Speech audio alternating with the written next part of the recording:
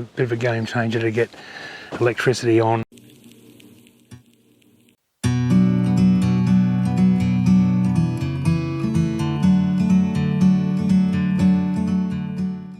How you going, guys? Out at the farm again today. Yesterday we finished off putting the roof purlins on, all the top hats there on the roof, and the end walls. So all the girts on the walls and on the front walls. The only bit we've got left to do is there's a girt that goes from there across to there, and I couldn't work out how the bracket fits, so I called the shed kit company that I bought the shed off, and they explained that's a bit of a cut job that you need to do on one of the wall girts to fit in there. There's no actual detail for it, you just have to sort of make it work. Another really exciting development is the electrical has started. So the electrician's been here today digging the trench, bringing it from up outside the property down here and to the shed. So, and then it goes back along and over to the house site. So I don't think I've shown you this either yet. We've had the set out done for the house. So the hurdles are all in. Now the hurdles, bear in mind, aren't the house edges, it's inside that. So this electrical line will run to this wall here. So there's a wall in the middle here. This electrical is going to come into this wall, up into the ceiling, and then across into the garage, where we'll have a small panel. So the main electrical panel will be over on the side of the shed. That'll be where our power meter and everything is. At the moment with batteries, the price of batteries and everything, it wasn't viable to go off grid. It's only costing us $5,000 to get the power all hooked up this way. And whereas to buy batteries and everything, you're probably looking at 30 grand plus to get it all set up properly. So we will be putting solar on, but for now we're connected to the grid, so we'll have power. We're getting 2-phase, 40 amps per phase. There's just a single power line that runs all the way out to here, and it services a lot of properties. So the most we could get was the 2-phase 40 amp. What this means is by getting it hooked up to the shed and having the power meter here, we'll be able to access that power. Probably in about 3 to 4 weeks, it needs to have the inspector, then the power company needs to come out and switch it on. So within 3 to 4 weeks, we should have power at the farm, which will be awesome, which will be around about the same time that I'll have the roof on the shed and the walls first and the roof on the shed. So that'll be done. So we'll actually have a shed, somewhere to store things and power on, which is awesome. All right, guys, that's it for today, and I'll catch you next time. How you going, guys?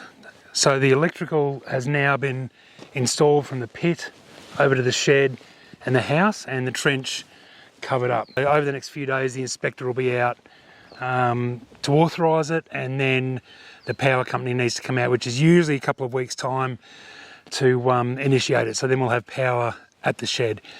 So it won't be hooked up, obviously, from the shed over to the house until that's built, but we will have power at the shed at least. So I'll take you over the house and just show you what they've done over here. So this is the power coming through to the house. So the wall they've actually installed it in is the wall between what is our walk-in robe and the lounge room area. The metal pipe is the power coming in and the earth and everything. And this other conduit here, I asked them to install with a pull through, that's for the data. So we'll have Starlink installed, and we'll get that in as soon as the shed's built.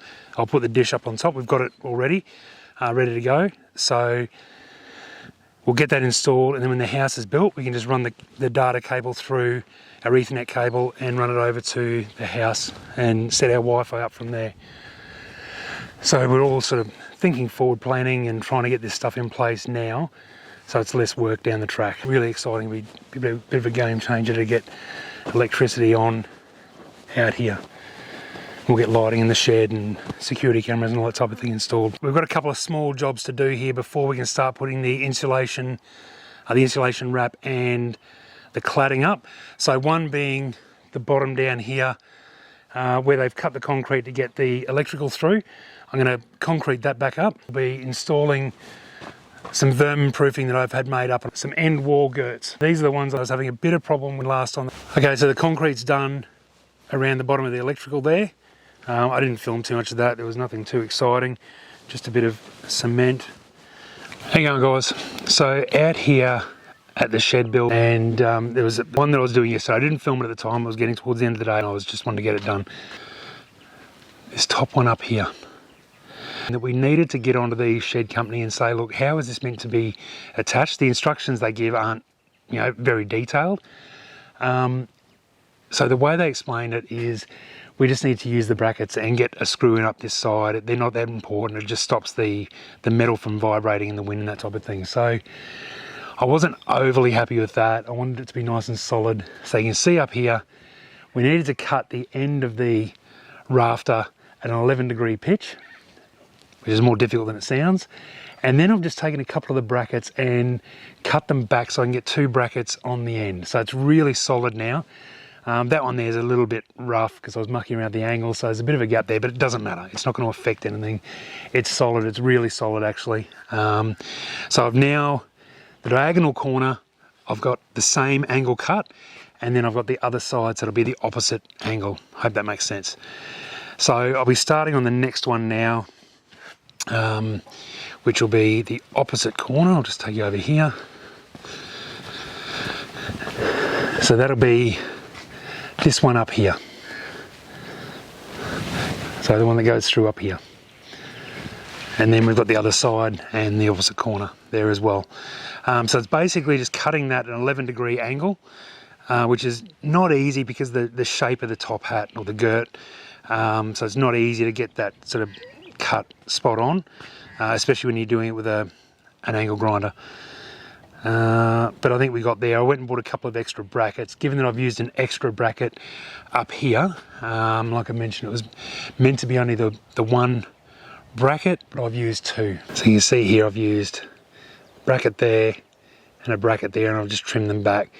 And you can see there it's a little bit rough. I'm not proud of that, but it's yeah, this is me getting that angle cut right.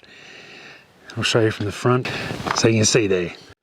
So it's much more solid. It's a bit of an odd way to finish it, but yeah, I'm happy with the outcome now. But that's all clad, so you're not going to see my dodgy cut up there. So I'm going to go ahead and mark the other girt out and start cutting it, and we'll get it up, and yeah, hopefully we'll get this done over the next couple of hours, and then we'll go on to the vermin proofing. So I'm just about to do the last of those top wall girts. So I've done 3, the one at the front, 2 at the back are all finished. You can see up there,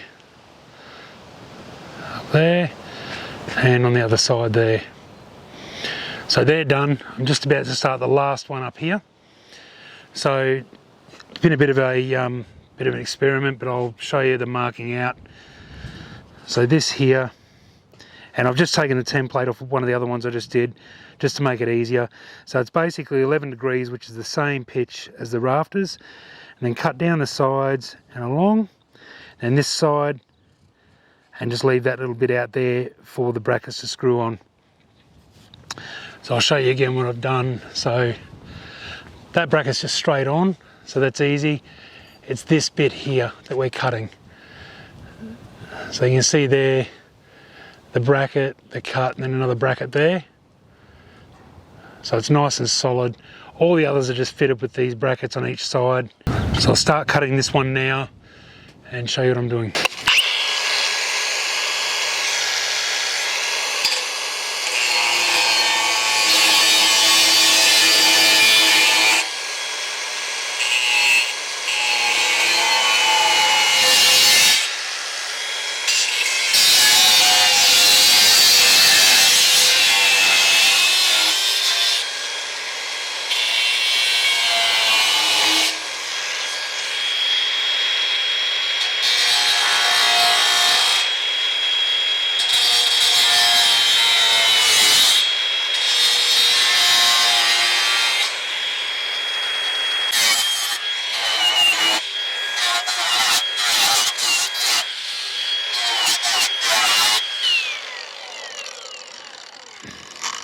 Worst thing about using these cutting discs, they don't last very long. They're only thin. I think they're like 1 millimetre thick, so they don't last very long when you're cutting this thicker steel.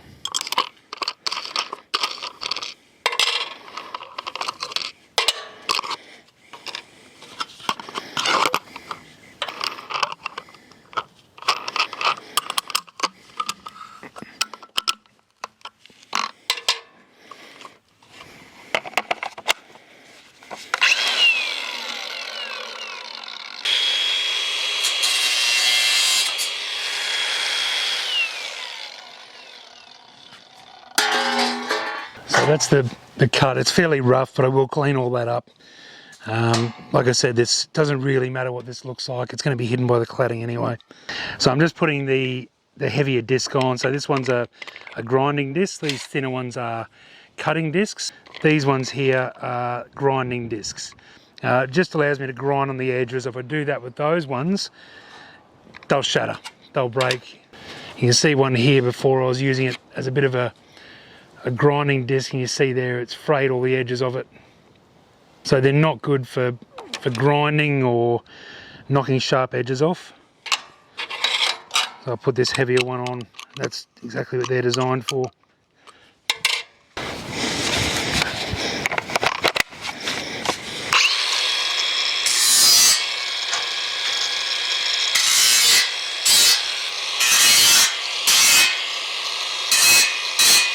Now I'm just going to test fit this and just see, make sure it fits okay while I'm up there as well. Actually, before I do that, I'll cut the brackets. So there's a couple of brackets I need to make for on that end. So it's these brackets over here that I showed you earlier. Those sort of angled brackets. So I do have the brackets here that came with the kit. So these are the brackets here. It's just a matter of cutting an angle on those, just so it neatens it up. I'll use a template that I was using earlier to cut these, so that just makes it a bit easier. So that's just the offcut from the earlier one, so I'll just use that as a template. Put it on here, mark it out, and then I'll cut that. Just mark it out there. Same with the other one. So I'm marking both out, then cut them both.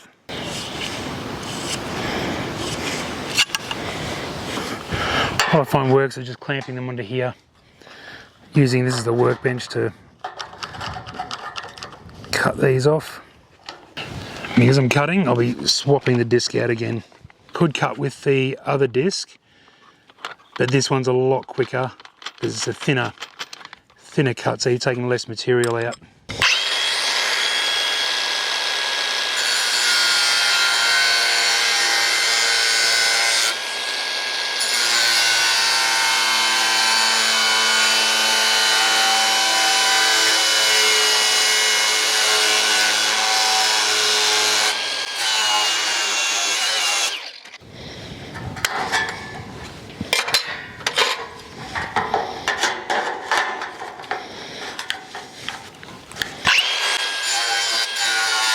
Those two cut, and again I'll swap the disc out and grind the edges off.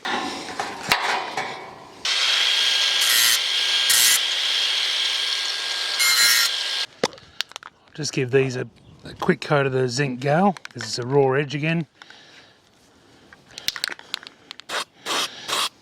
These parts are going to be inside the shed anyway, but it's just the next few weeks or however long before we get the cladding on. They'll be exposed to the weather, so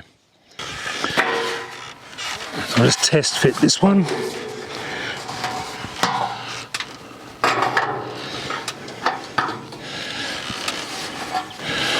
So that's roughly where it'll go. Just make sure we're level. Yep, we're spot on there. The thing I'll do while I'm up here is just mark out where these brackets are going to go.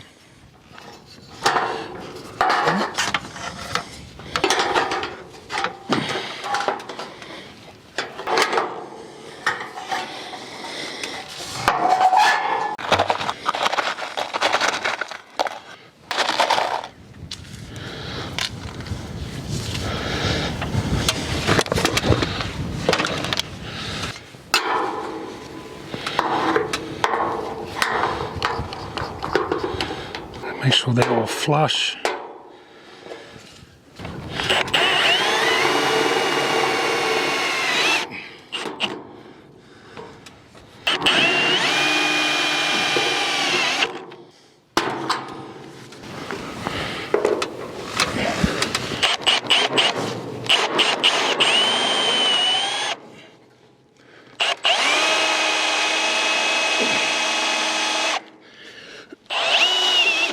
That's the two brackets now in, the bracket on that end. So now I lift it up, clamp on this end, then I'll go down there and screw that end first.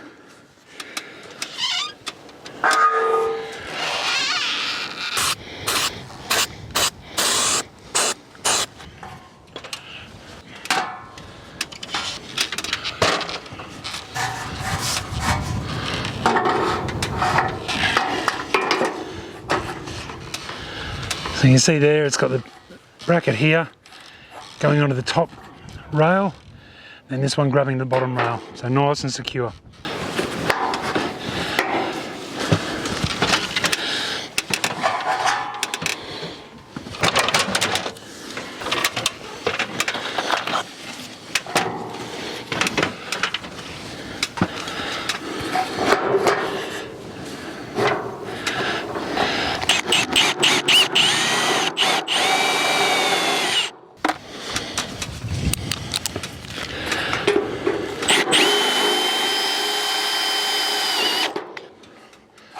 That side on, go back over here, check level and screw this side up.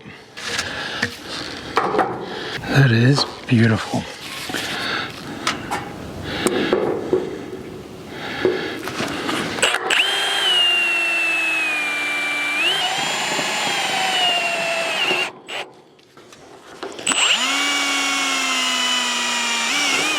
So that's the last one up now. They were a bit of a nightmare. It took a lot longer than what we expected, so we spent best part of half a day all up, I guess, getting these worked out and cut and everything. So that one's done. Next we'll move on to finishing off the vermin proofing. Hopefully our solder on the caravan will run the drop saw, it should. But yeah, we'll get that installed and move on to the next thing. Okay, so back on the vermin proofing. So yesterday I laid out a few of the full lengths. So these ones down here. So now I'm going to come back around. I've had to take the bottom wall girts off just so I could get the screws in, or drill the holes for the nails. Now I'm going to go back and just cut these the short pieces, and I want to cut the corners at 45 degrees just to make them look a bit neater. Just so the sheets can sit into that rebate all the way around. So we'll measure it up.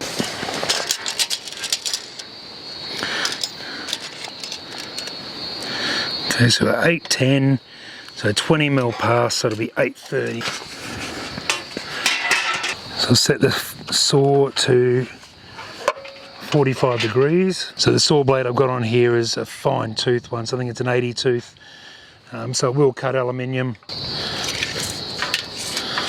So it's 830.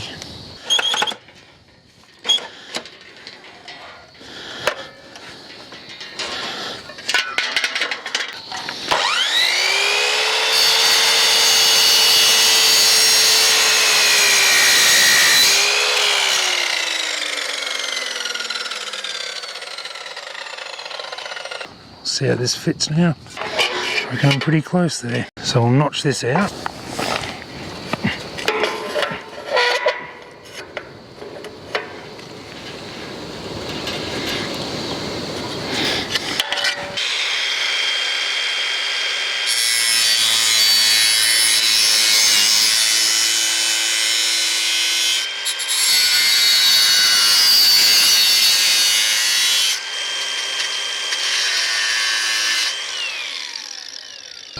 Break those out.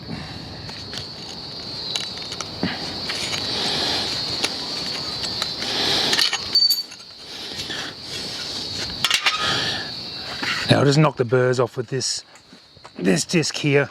Aluminium is only soft, so it's not too hard on the disc.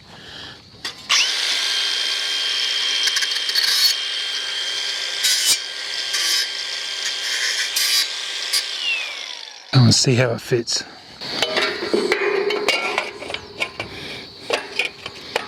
Just overlapping a slight bit there, but that's okay. I'll knock a bit off there and that'll fix that up.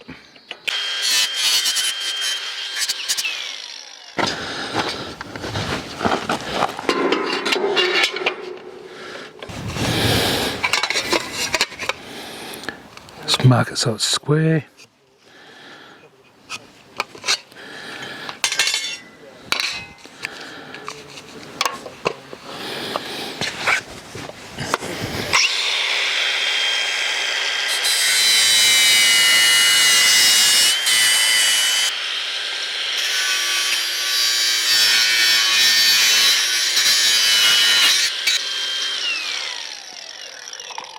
There's the other piece that I just cut for the corner. That's it there, beautiful. So the sheets will come along and sit nicely in there. That stops any, mice and snakes and rats and that type of thing.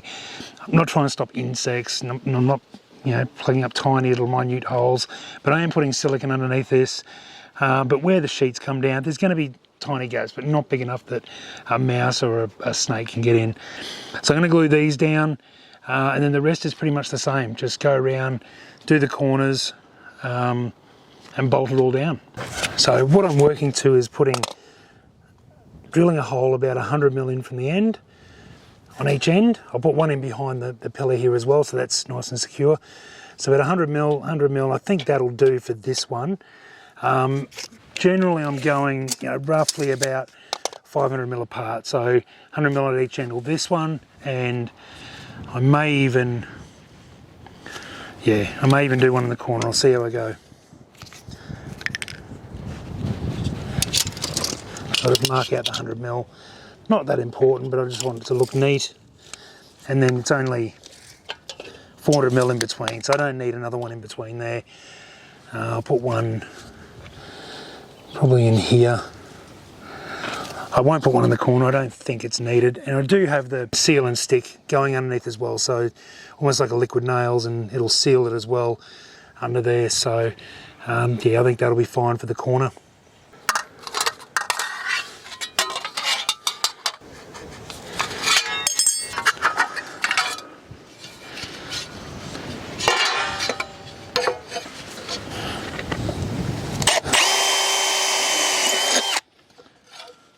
So just drill a 5mm hole.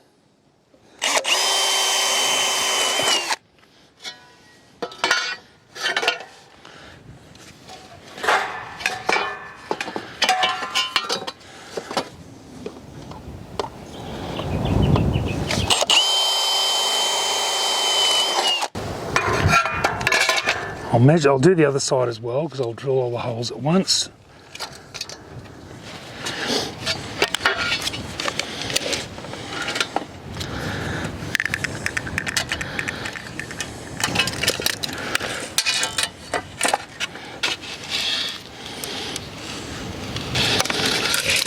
This one here, I will put one in the centre, and I'll just mark them.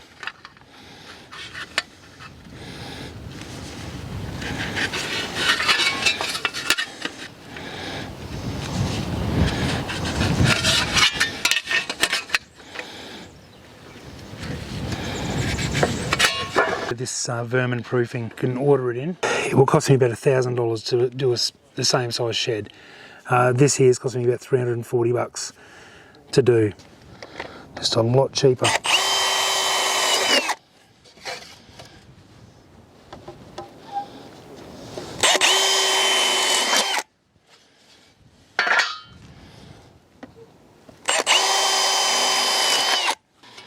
Just knock the little burrs off the inside there. Okay, so that's that side. Now what I'll do is go through and mark these holes and then drill them out.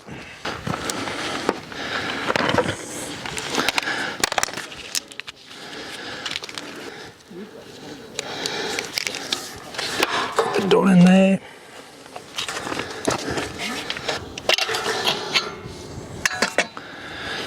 Use the hammer drill. One of the batteries have run out, so having to swap around.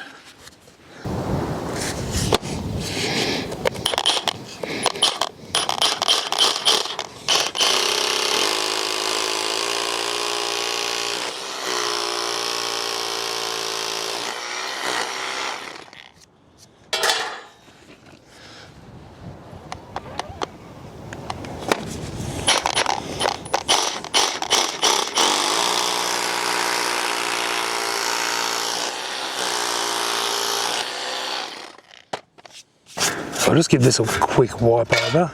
So what I'll be doing is underneath here is putting the silicone. So using Sikaflex stick and seal.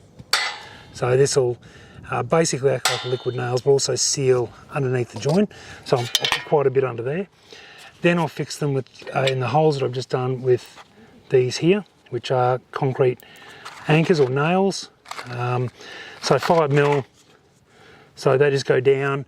So put those in the hole, then when you hammer them in, that bottom part where it's got the split, that'll expand out and hold it in. So these will be nice and secure.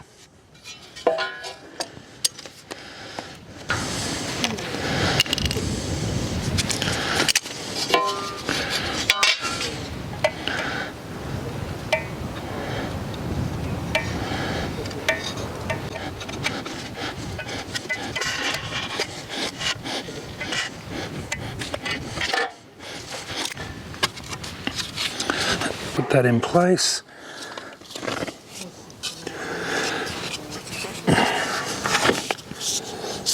Get the nails. Some of these can be a little bit off, but they're not hard to get in. And what you can do is take the nail out and just hammer these in.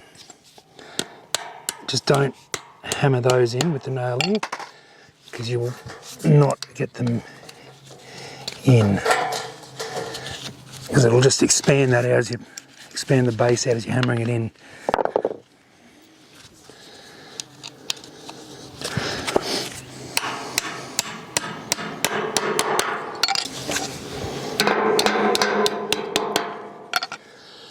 Okay, so that's sitting there now, and then the final piece is just to nail those home, and that will be solid.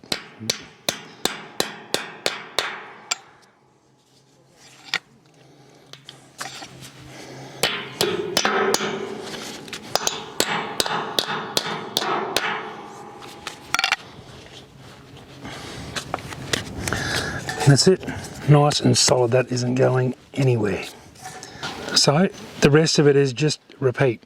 I won't bore you with all the rest of it, but basically the same thing. Thanks for watching today's video. Please share, like, and don't forget to subscribe. We'll see you again next time with 20 Acres to Home.